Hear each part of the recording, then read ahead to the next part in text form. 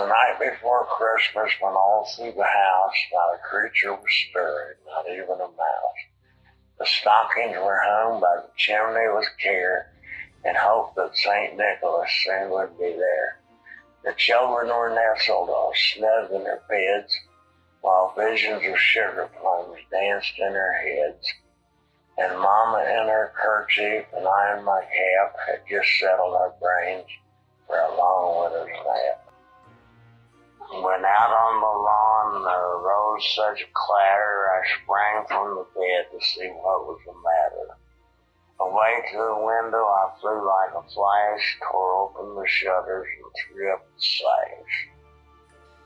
The moon on the breast of the new fallen snow gave the luster of midday to the objects below, when what to my wondering eyes should appear but a miniature sleigh and 8 tiny reindeer.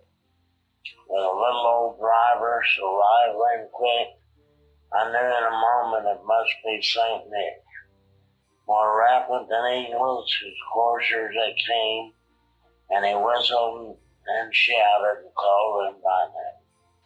Now Dasher, now Dancer, now Prancer and Vixen, on Comet, on Cupid, on Donner and Blitzen, to the top of the porch, to the top of the wall, now dash away, dash away, dash away all.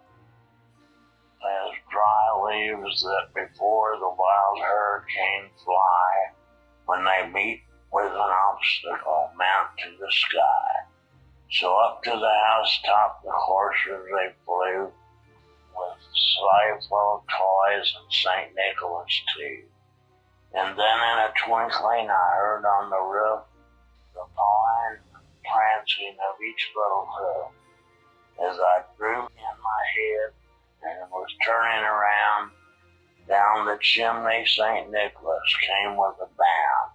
He was dressed all in fur from his head to his foot, and his clothes were all tarnished with ashes and soot. A bundle of toys he had flung on his back, and he looked like a peddler just opening his pack. His eyes, how they twinkled, his dimples, how merry. His cheeks were like roses, his nose like a cherry. His droll little mouth was drawn up like a bow, and the beard of his chin was as white as the snow. The stump of a pipe he held tight in his teeth, and the smoke encircled his head like a wreath.